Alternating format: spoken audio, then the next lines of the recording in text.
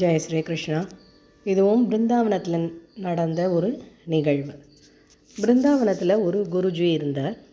அவர் இந்த ஜாதி மதம் அந்த மாதிரி அவருக்கு எந்த துவேஷமும் கிடையாது. அவர் ஒரு நாளைக்கு என்ன பண்ணினார், அங்கே பெருக்குவான் இல்லையா, அவாக்கிட்டேருந்து சப்பாத்தி வாங்கி சாப்பிட்டார். அதை பார்த்துட்டு அங்கே இருக்கிறவா, அந்த மட்டத்தில் இருக்கிறவா அவெல்லாம் சொன்னால், ஐயோ அவன் என்ன ஜாதி, அவங்கிட்ட போய் நீங்கள் இந்த மாதிரி சப்பாத்தியெல்லாம் வாங்கி சாப்பிட்றீங்களே, இந்த மாதிரிலாம் நீங்கள் சாப்பிட்லாமா, நீங்கள் எவ்வளோ பெரிய துறவி அப்படின்னு சொன்னார்.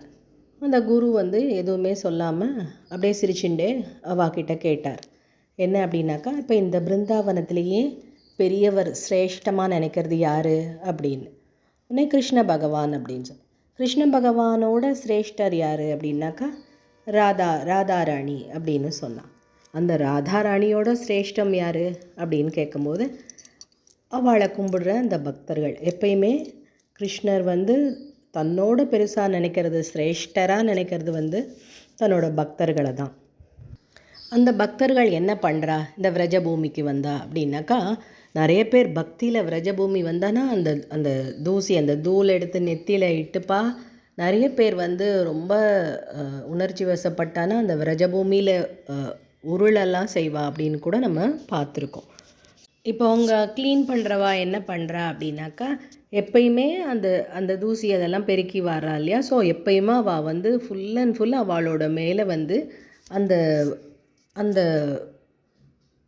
பிருந்தாவனத்தோட அந்த மண் தூசி நிறைஞ்சிருக்கு. அப்போது அவள் எவ்வளோ சிரேஷ்டமாக இருப்பா அப்படின்னு குரு கேட்டார்.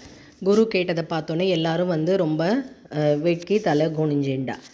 நாமும் எல்லோரும் எப்படி பல நேரத்தில் எப்படி இருக்கோன்னா, இவன் இந்த ஜாதி, அவன் அந்த ஜாதி, இவன் இப்படி அவன் இப்படி அப்படி இப்படின்னு நம்ம எப்போ பார்த்தாலும் பேசின்னு இருக்கோம். அதை விட்டுட்டு நம்ம என்ன பண்ணணும், நம்மளோட தலையில் அவ்வளோ பெரிய ஈகோவை ஏற்றி வச்சுருக்கோம். நம்ம என்ன பண்ணணும் அப்படின்னாக்கா, இப்போ கிருஷ்ண பகவான் எப்படி கோபியர்கள் வெண்ணெய் எடுத்துன்னு வரும்போது அந்த அந்த அதை கல்லால் அடிப்பாரோ, அந்த பானையை கல்லால் அடித்தோன்னா அப்படியே அந்த வெண்ணெய்லாம் கோபியர்கள் மேலே வழியுமா. அதே மாதிரி என்ன சொல்கிறார் குரு அப்படின்னாக்கா, நம்மளும் பகவான்கிட்ட பிரார்த்தனை பண்ணிக்கணும்.